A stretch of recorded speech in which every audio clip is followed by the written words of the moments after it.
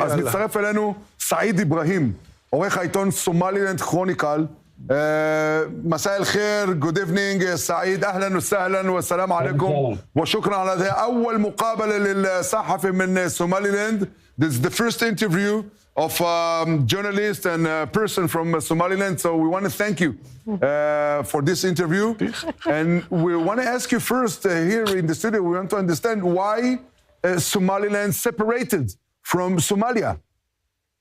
A very good question. So actually, a little bit of a context. Somaliland actually was an independent country because it actually got its independence from Britain in 1960, June 26, 1960. And then it was recognized at the time by 35 countries, including the United States. So that's an important context that everybody needs to understand. Now, only 5 days later, there was this, ill-fated decision to join the other part that was at the time known as Italian Somalia, to form this country called Somalia. So now, that's, and then a lot of things actually did happen that culminated in, a genocide that actually, basically killed, like hundreds of thousands of people in all of the main cities of Somaliland by the brutal dictator Siad. And again, there was a rebellion, and basically Somalilanders not only fought, to rid themselves of Siad, but they have regained their independence and soon after decided to not be part of Somalia. We heard that this is a very quiet and secure place, and it's a democratic, and it's built on a clans that they build from themselves a new land. So what you are asking actually from the world, recognition, maybe a deal with Trump about refugees from Gaza, what exactly you need?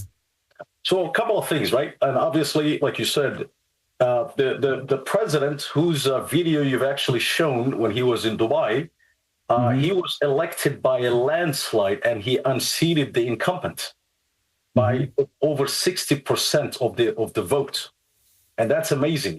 This will be the 5th time that Somaliland actually held elections, free and fair elections, and actually peaceful transfers of power. It is something that is kind of unheard of in the region. Not in Ethiopia, not in Djibouti. Kenya might be a close second, right? Now, when it comes to what it is we're asking the world, it is, one thing that people need to understand is, like, especially when the president of Somalia says Somaliland is part of Somalia, it's important that everybody understand that that particular president doesn't actually even run Mogadishu, let alone the rest of Somalia. Yeah, we know, but what brought you to this decision to ask for recognition of the United States and to tell to the world that you open your gate to Palestinian refugees? Now, I want to go back to that a little bit, because Somaliland government has actually been, by the way, again, I'm an independent journalist, so I don't actually represent them in any shape or form. I just put that out there. But the Minister of Foreign Affairs, who actually just gave an interview, brought up the same thing, and basically his contention. Neither the Israeli government nor the United States government have actually approached us about the issue of Palestinian resettlement. So I am of the opinion that I think a lot of people are trying to solve a problem that doesn't exist.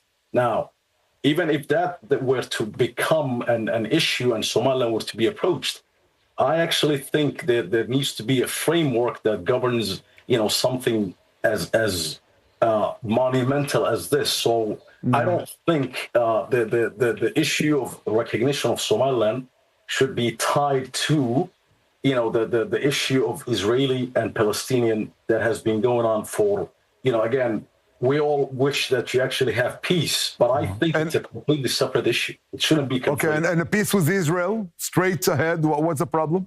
Well, there's absolutely no problem. Zero. And I'm going to get to that in a second, right? Now, as far as Somaliland is concerned, I really do think we're very pragmatic in the sense that, making sure that we actually form meaningful bilateral ties that are not actually anchored in whether they're stereotypes or things that actually don't exist. In other words, it's important that any sort of relationship between Somaliland and the state of Israel is not viewed in the lens of the Middle East conflict. It should be viewed as a brand new Said, how are you? relationship. How are you, Mr. Said? Mr. Said, Eddie Cohen, our doctor here. بدي أسألك سؤال. أنا بحكي عربي أحسن ما بحكي إنجليزي. طب ليش عطيتني ما عطيتني أنا بحكي عربي كمان؟ شوف أنت قلت لي لما كان عندكم مجازر في الصومال السفير الإسرائيلي هو الوحيد الذي دعمكم. خبرنا القصة. فيك تحكي بالإنجليزي ما في مشكلة. Right. Now, so let me explain that. I was actually, I wanted, I shared that with the producers earlier. So in 1988, when the brutal dictator Siad Barre was leveling and basically killing people in 1988, in 1980, actually in 1990, the Israeli ambassador to the United Nations was the only person to actually raise the issue to the Security Council. So that is something that I'd like every Israeli to actually know, that there is that history and we are actually something that we'll never forget. Now, again, there weren't a whole lot of Arab nations that were sort of clamoring and telling Siad Barre to stop what he was doing. Right? This is actually known as the Isar genocide. We're talking about, hundreds of thousands of people massacred simply because of their, tribal membership. So Mr. Ibrahim, when the peace contract between us gonna be for real? We invite you here to our studio. He was in Jerusalem last year. He was. Whoa. طب لا ما طلع. Okay. So in your next visit, you're most welcome here. Now, there's just one other thing I wanted to really recap. No, we don't have time, my friend. What you want to say, keep it for the studio. Next time you will come here. And until then, shukran wa inshallah, salam ala al-kull. Take care. Inshallah. Thank you very much, Mr. Ibrahim. Thank you.